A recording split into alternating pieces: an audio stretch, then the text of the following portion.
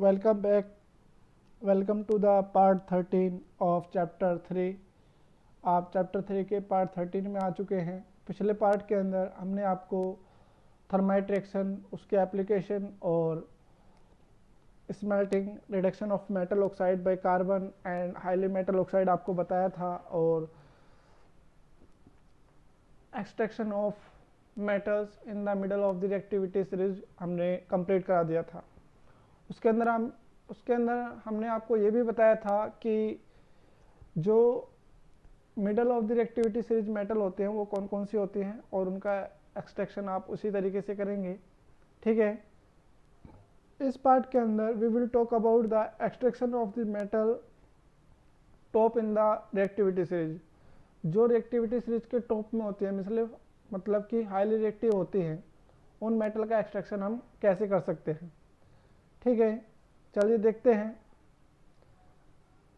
यहाँ पर extraction of metal at top of the reactivity series और एक्टिविटी सीरीज, तो इनका जो एक्सट्रैक्शन जो होता है वो इलेक्ट्रोलाइसिस प्रोसेस के थ्रू होता है।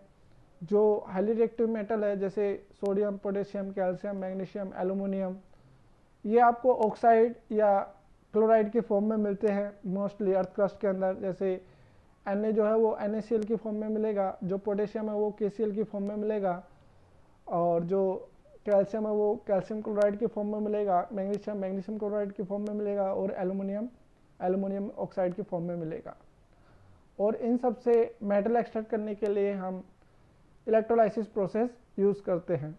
ठीक है, इन मेटल के ऑक्साइड भी हैं जैसे Na2O, K2O, CaO, MgO, Al2O3। तो इनके ऑक्साइड का भी हम क्या करते हैं, इलेक्ट्रोलाइसिस करते हैं to get the pure metal. Okay, this can not be reduced by carbon to metal. जो हाईली रिएक्टिव मेटल होते हैं उनके जो ऑक्साइड होते हैं उसको हम कार्बन से रिडक्शन करके प्योर मेटल में कन्वर्ट नहीं कर सकते। ठीक है, ये एक स्टेटमेंट भी है और आप इसको एक क्वेश्चन भी मान सकते हैं कि ऐसा क्या है कि जो हाईली रिएक्टिव मेटल के ऑक्साइड हैं हम उनको कार्बन से रिडक्शन नहीं कर सकते।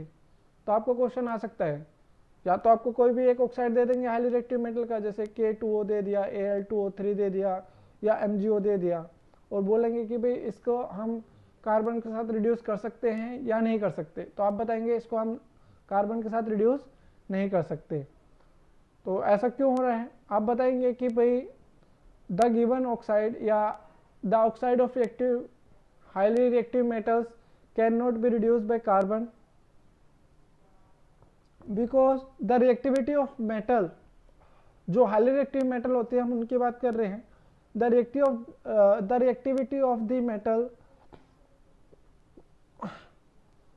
have high affinity towards the oxygen than carbon। high affinity का मतलब है the tendency to form bond, मतलब हाईली रिएक्टिव मेटल की जो बॉन्ड फॉर्म करने की टेंडेंसी होती है वो ऑक्सीजन के साथ बहुत ज़्यादा होती है, कार्बन से ज़्यादा होती है। इसीलिए जो हाईली रिएक्टिव मेटल के ऑक्साइड है उनको हम कार्बन से रिड्यूस नहीं कर सकते। ठीक है, अगर हम ऐसा करते भी हैं, if we are going to reduce the highly oxide of highly reactive metal, then they will form the metal carbide. वे रिड्यूस होने की जगह कार्बन के साथ रिएक्शन कर लेंगे और मेटल कार्बाइड फॉर्म कर लेंगे।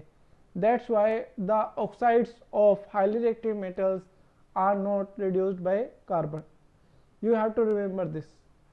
ठीक है, आगे समझ में। Now we will talk about the metal at the top of the reactivity series और हाईली रिएक्टिव मेटल्स, उनका एक्सट्रैक्शन कैसे करते हैं। तो उनका एक्सट्रैक्शन करने का जो तरीका है वो सिंपल है। हम क्या करते हैं, जो मेटल सोल्ट है या मेटल ऑक्साइड है उसको लेते हैं सॉलिड फॉर्म में कंसंट्रेट करने के बाद। ठीक है, उसको हम क्या कर देते हैं, उसको मेल्ट कर देते हैं। मेल्ट करने के बाद जो मेटल आयन है वो अलग हो जाएगा और जो एनायन है वो अलग हो जाएगा। मेटल हमेशा कैटायन होती है, तो क्या हो जाएगा, फिर हम उसके अंदर क्या करेंगे, 2 इलेक्ट्रोड लगाएंगे। 2 इलेक्ट्रोड कौन कौन से, anode and cathode. Anode positively charge और कैथोड नेगेटिवली चार्ज।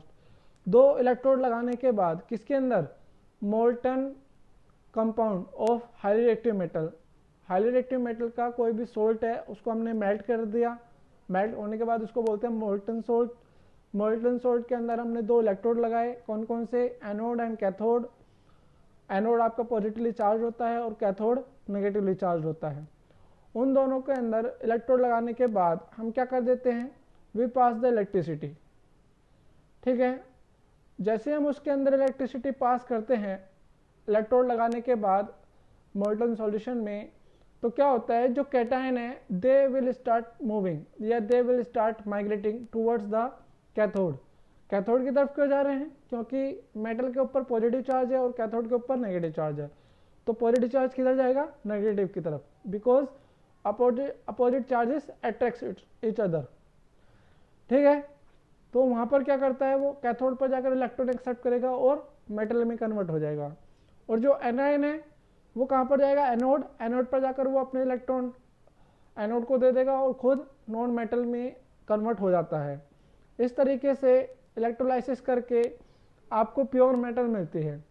तो जो इलेक्ट्रोलाइसिस से प्योर मेटल मिलती है उसके हम रिफाइनिंग की ज़रूरत नहीं पड़ती। जैसे sodium, potassium, calcium, magnesium, aluminium, this metal will not require any refining because they already obtained in the pure form because they are extracted by the electrolysis।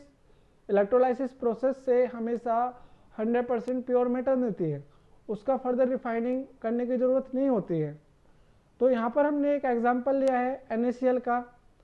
तो NaCl क्या है, एक सोल्ट है, ठीक है, जो सी वाटर में या रॉक सॉल्ट भी बोलते हैं इसको। हमने NaCl लिया, उसको हीट किया और उसको हमने मेल्ट कर लिया। मेल्ट करने के बाद वो Na पॉजिटिव और Cl नेगेटिव में चेंज हो गया। फिर हम उसमें इलेक्ट्रिसिटी पास करते हैं तो कैथोड पर कौन सी रिएक्शन होगी, Na positive plus electron it will give Na। आपको कैथोड पर कौन सी मेटल मिल जाएगी, सोडियम मेटल मिल जाएगी। तो जो मेटल मिलती है इलेक्ट्रोलाइसिस में वो हमेशा कैथोड के ऊपर ही मिलेगी, क्योंकि मेटल होता है पॉजिटिव, कैथोड होता है नेगेटिव, तो पॉजिटिव नेगेटिव की तरफ ही जाएगा।